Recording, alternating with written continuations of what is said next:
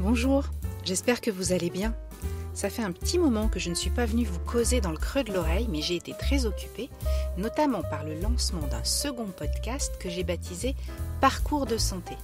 Dans ce nouveau podcast, j'interroge des spécialistes de la nutrition, des experts en perte de poids, mais également des individus lambda, comme vous et moi, sur leur parcours de santé.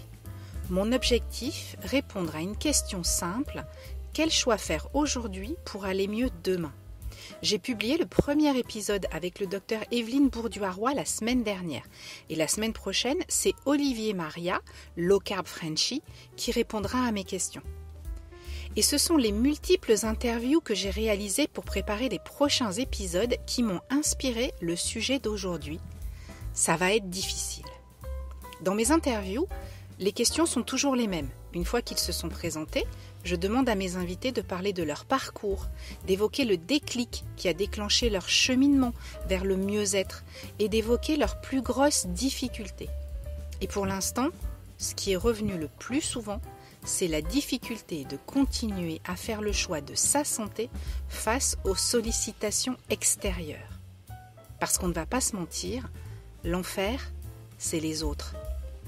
Pas forcément ceux qui insistent pour qu'on prenne une part de gâteau en ajoutant « mais il est fait maison et j'ai vraiment pas mis beaucoup de sucre », alors que ça fait 15 ans déjà que vous expliquez à cette même personne que vous ne mangez ni sucre ni farine. Mais juste la société dans son ensemble. Quand les pubs alimentaires à la télé sont à 99% pour des produits glucidiques, sucrés, super appétants, conçus pour nous faire saliver. Quand des publi-documentaires financés par l'industrie de la viande artificielle continuent à propager de fausses informations sur les dangers de la viande et que vos amis inquiets vous en parlent. Quand vous êtes fatigué et débordé, que le frigo est vide et que les choix les plus faciles et rapides sont toujours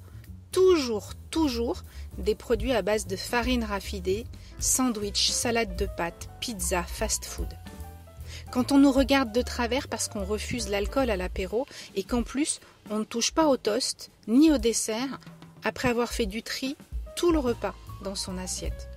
Quand on préfère sauter le plateau repas prévu par l'assistante de direction pendant une journée de réunion parce que non, vraiment, sandwich et dessert, même préparés par un super traiteur, ça n'est pas adapté. Ça va être difficile. Je ne vais pas vous mentir, 18 ans après mon changement d'alimentation, ça l'est encore parfois. Ça l'est encore aussi pour les invités que j'ai interviewés jusqu'ici, pourtant particulièrement informés et convaincus sur le sujet de la santé métabolique. Mais difficile ne veut pas dire impossible. Et si je continue, si mes invités s'accrochent à leurs choix alimentaires, malgré les difficultés, malgré ces jours de moins bien, c'est parce qu'ils ont mesuré, ressenti dans leur corps les bienfaits de leurs choix alimentaires. Parce qu'ils ont constaté rapidement la perte de poids, la meilleure énergie, la fin des fringales.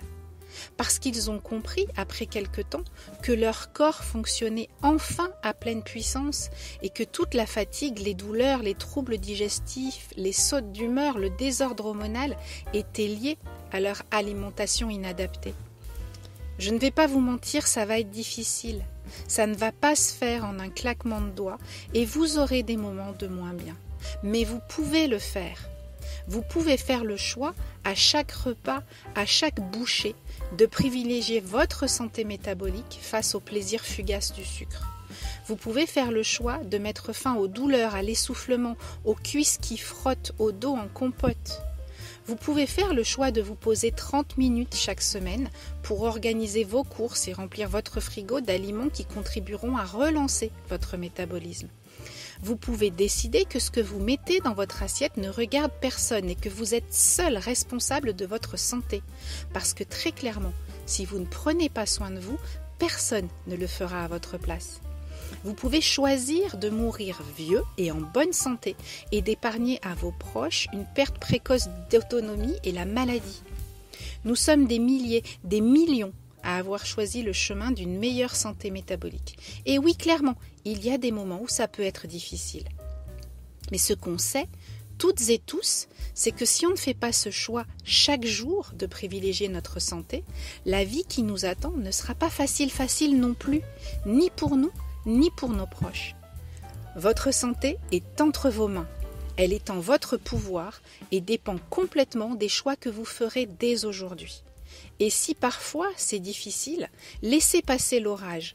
Trouvez-vous des alliés et rappelez-vous que l'échec, c'est quand on arrête d'essayer. C'est la fin de cet épisode. N'hésitez pas à me partager vos difficultés, vos doutes en commentaire. Je tâcherai de vous aider à les surmonter. Pensez à vous abonner à ce podcast si ce n'est pas encore fait et foncez vite écouter les invités passionnants que j'interroge dans Parcours de santé. C'est de la motivation en barre. À très vite pour un nouvel épisode et merci pour votre écoute.